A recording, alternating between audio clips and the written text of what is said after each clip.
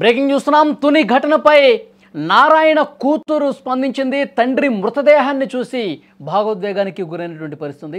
తండ్రి మృతదేహం వద్ద కన్నీరు పెట్టుకుంటోంది. తన తండ్రి తప్పు చేశాడు అనటానికి ఏమైనా ప్రూఫ్ ఉందా అంటూ ఆమె ప్రశ్నిస్తున్న పరిస్థితి.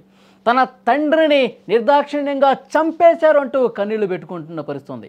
తండ్రి మృతదేహాన్ని చూసి బోరున విలిపిస్తూ ఇప్పుడు మీ అందరి కళ్ళు చల్లబడ్డాయా అంటూ ఆమె ఆవేదనతో మాట్లాడుతున్నటువంటి పరిస్థితి.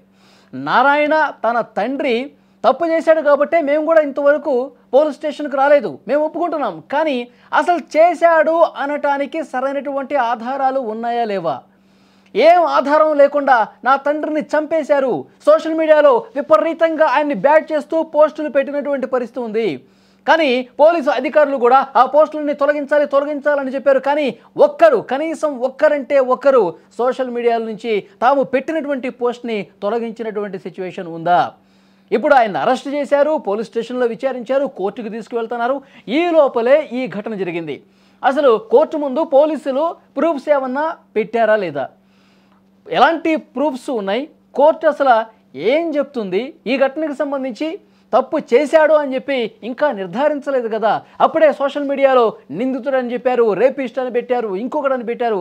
పూర్తిగా నారాయణ తప్పు చేశాడు అన్నట్లుగా ప్రతి ఒక్కరూ కూడా బండ బూతులు తిడుతూ సోషల్ మీడియాలో తమ డబ్బుల కకృతి కోసం ఈ విధంగా చేశారంటూ ఆమె మాట్లాడినటువంటి పరిస్థితి. కానీ నారాయణ ఏం చేశాడు అన్నది ఆధారాలతో సహా బయటకు వచ్చినటువంటి పరిస్థితి. ఆ రోజు ఆయన స్కూలుకి వెళ్ళటం, ఆ పాపని తీసుకురావటం, ఆ పాపని నిర్మానుష ప్రదేశానికి పనస తోటకి తీసుకెళ్ళటం, అక్కడ స్థానికులు గమనించారు కాబట్టి వెనకాలే వెళ్ళారు. ఈ పాపను తీసుకొని నిర్మానుష ప్రదేశానికి నారాయణ ఎందుకు వెళ్తున్నాడని చెప్పి వెంబడించారు. వెనకాల ఎవరన్నా కనిపెడతారన్న ఉద్దేశంతో ముందు జాగ్రత్తగా అక్కడ ఉన్నటువంటి స్థానికులు ఎవరో కూడా కంటపడకుండా అతన్ని పట్టుకునే ప్రయత్నం చేశారు. రెడ్ హ్యాండెడ్గా పట్టుకున్నారు. తర్వాత బుకాయించే ప్రయత్నం చేశారు. నారాయణ అనే వ్యక్తి దొరికిపోయిన తర్వాత తానే తప్పు చేయలేదు అని బుకాయించే ప్రయత్నం చేశాడు. నా మనవరాలని చెప్పేసి అంటా ఉన్నాడు. నన్ను తాత అని పిలుస్తుంది అన్నాడు. మరి ఎందుకు తీసుకొచ్చావంటే నీళ్లు నమ్మలే పరిస్థితి. దొంగ అడ్డంగా దొరికిపోయినటువంటి పరిస్థితి. వెంటనే ఈ సమాచారం తెలుసుకున్న కుటుంబ సభ్యులు అతనికి దేహశుద్ధి చేశారు, పోలీసులకు అప్పగించారు. పోలీసులు అరెస్ట్ చేసిన తర్వాత ఇది పూర్తిగా ప్రభుత్వాలే స్పందించే పరిస్థితి వచ్చిన తర్వాత ఆయన మున్సిపల్ కౌన్సిలర్ అని కూడా చెప్పుకుంటున్నాడు. ఇంత వయసు వచ్చిన తర్వాత కూడా ఇలాంటి పాడు పనులు, పాడు చేష్టలు చేసిన తర్వాత ఈ సమాజానికి తెలిసిపోయిన తర్వాత అవమాన భారంతో ప్రతి ఒక్కరూ నన్ను చీకొడుతున్నారు, నన్ను చేదరించుకుంటున్నారు, ఇంకా నేను ఊళ్ళో బతికే పరిస్థితి లేదు, తలెత్తుకుని తిరిగే పరిస్థితి లేదని చెప్పి ఆయన భావించుకుని పశ్చాత్తాపడి తనంతట తాను చెరువులో దూకి చనిపోయినటువంటి పరిస్థితి ఉంది. సూసైడ్ చేసుకుని తనువు చాలించినటువంటి పరిస్థితి ఉంది. ఇక్కడ పోలీసులు తప్పు కనిపించట్లేదు, ఆయన దొరికిపోయినటువంటి పరిస్థితి ఉంది. కానీ ఆమె కూతురు మాత్రం ఇప్పుడు మీ అందరూ కళ్ళు చల్లబడ్డాయి కదా, సోషల్ మీడియాలో నా తండ్రికి వ్యతిరేకంగా అందరూ వీడియోలు పోస్ట్ చేశారు కదా, మీరు సోషల్ మీడియాలో పెట్టుకుని డబ్బు సంపాదించడమే అని చెప్పేసి ఆమె మాట్లాడుతూ ఉంది. కానీ వాస్తవాలు ఆమెకు కూడా తెలుసు. ముందు అన్నది ఆమె. ఆ బయట ఒక్కసారి మీకు వినిపిస్తాను, వినండి. ఇది ప్రూఫ్ కూడా ఇంకా లేదు. ప్రూఫ్ లేకుండా ఎలా చేస్తారు మీరు? ఆ చేసిన తప్పుకి మీరు శిక్ష ఇచ్చారు. అది తప్పని మేము అన్నాం. మేమే రాలేదు ఇంకా స్టేషన్ కి. అతను తప్పు చేశాడని మేము నమ్మే కదా రాలేదు.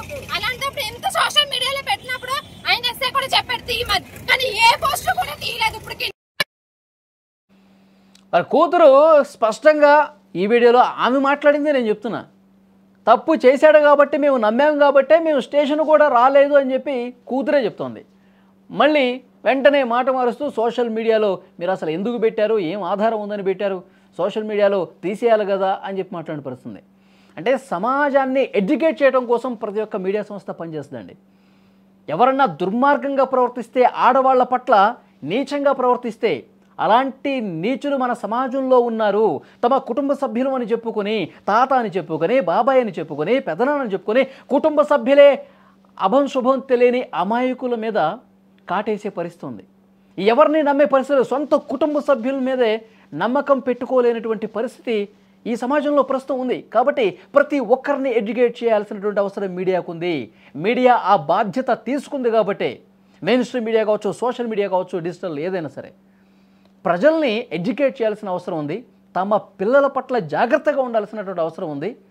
సమాజంలో ప్రస్తుతం జరుగుతున్న పోకడలని ప్రతి ఒక్కరికి తెలియజేసేలా ఎడ్యుకేట్ చేయాల్సినటువంటి అవసరం ఉంది. కాబట్టి మీడియా బాధ్యతగా వ్యవహరిస్తుంది. కాబట్టి సోషల్ మీడియాలో అంత ఉధృతంగా ఈ జరిగిన ఘటన గురించి చెప్పాల్సినటువంటి అవసరం ఉంది. కూతురుగా తనకు బాధ ఉండొచ్చు, తన తండ్రి చనిపోయిన బాధ ఉండొచ్చు, కానీ తన తండ్రి ఏం చేశాడు, తన తండ్రి ఏం చేయకుండా ఉండాల్సింది.